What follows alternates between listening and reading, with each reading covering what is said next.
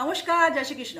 বন্ধুরা, আগামী 16ই নভেম্বর সূর্য কিন্তু ট্রান্সফার হচ্ছে তুলা রাশি থেকে বৃশ্চিক রাশি। অতএব বুঝতে পারছো এত বড় একটা প্ল্যানেট কিন্তু গোচর হচ্ছে। তো তোলপাড় হবে কি? তোলপাড় হবে কাদের? 12টা রাশির সুপ্রভাব, অর্থাৎ পজিটিভ কিছু বা নেগেটিভ কিছু কিন্তু প্রভাব পড়বে 12টা রাশির উপরে। তো প্রথমেই বলবো, মেষ রাশি, তোমাদের কিন্তু বিদেশ যাত্রার সম্পূর্ণ যোগ রয়েছে এবং যারা তোমরা রিসার্চ করছো তাদের জন্য কিন্তু খুব ভালো। তবে স্বাস্থ্যের দিক থেকে কিন্তু সচেতন হও। তোমাদের রেমেডি হচ্ছে প্রত্যেক দিন কিন্তু সূর্য দেবতাকে জল অর্পণ করো। বৃষ রাশি, সাংসারিক ক্ষেত্রে তোমাদের যে জীবনসাথী তার সাথে কিন্তু বেশ ঝগড়াঝাটি দেখা যাচ্ছে, কিন্তু অর্থনৈতিক ক্ষেত্রে বা কর্মক্ষেত্রে কিন্তু দারুণ যোগ, ভালো যোগ আছে এবং ধন প্রাপ্তির যোগ আছে। তোমাদের রেমেডি হচ্ছে প্রত্যেক রবিবার তোমরা 1 কিলো করে গুড় কিন্তু দান করো।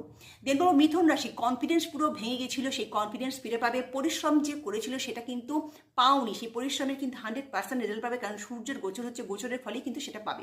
তোমাদের রেমেডি হচ্ছে প্রত্যেক রবিবার কিন্তু সূর্যদেবকে জল অর্পণ করো। কর্কট রাশি, নতুন যদি কোনো কিছু শিখতে চাও বা নতুন কিছু কাজ অবশ্যই শুরু করো, তাতে কিন্তু লাভবান হবে। তবে বেশি কিছু কাউকে কিন্তু ট্রাস্ট করলে কিন্তু মরবে। তোমাদের রেমেডি হচ্ছে প্রত্যেক রবিবার কিন্তু 1 কিলো করে গুড় দান করো। দেন বলবো সিংহ রাশি, তোমাদের নিজের স্বামী হচ্ছে সূর্য, অতএব সব দিক থেকে কিন্তু তোমরা লাভবান হবে। তবে পারিবারিক ক্ষেত্রে তোমার কথাবার্তার জন্য কিন্তু পরিবারের সাথে তোমার সম্পর্ক ভাঙতে বসবে। তো তোমাদের রেমেডি হচ্ছে প্রত্যেক রবিবার কিন্তু 1 কিলো গুড় দান করো।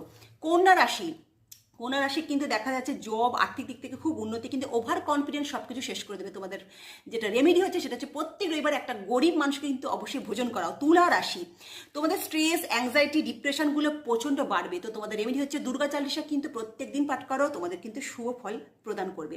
দেন বলো বৃশ্চিক রাশির ওপরওয়ালা, অর্থাৎ যারা শ্রেণীর আছে চাকরি ক্ষেত্রে, বাড়িতে, সংসারে, তাদের কিন্তু পুরোপুরিভাবে সাপোর্ট পাবে, হেল্প পাবে, কিন্তু তোমার কটু কথার জন্য সমস্ত কিন্তু গড়বড় হয়ে যাবে। তোমাদের রেমেডি হচ্ছে প্রত্যেক রবিবার বা প্রত্যেক দিন যদি করতে পারো সূর্যদেবকে জল অর্পণ করো। দেন বলবো ধনুরাশি, বিদেশ যাত্রা, কর্মক্ষেত্রে সমস্ত কিন্তু ভালো, তবে স্বাস্থ্যের দিক থেকে খুব অবনতি দেখা যাচ্ছে। তোমাদের প্রত্যেকটা রবিবার কিন্তু গুড়, 1 কিলো গুড় কিন্তু দান করো। দেন বলবো মকর রাশি, সব দিক থেকে ভালো, কোনো টেনশনের কোনো দরকারই নেই, কিন্তু মুখের ভাষার লাগাম দাও, সেখানেই শেষ করে দেবে।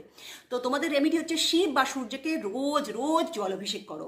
দেন হলো কুম্ভ রাশি, কনফিডেন্স অত্যন্ত বেশি, তোমাদের রাগ এত বেশি যে বানা হুয়া কাম সব বিগড়ে দেবে। তো অতি লম্বে এক্ষুনি থেকে শুরু করো যে সূর্যদেবকে জল দাও।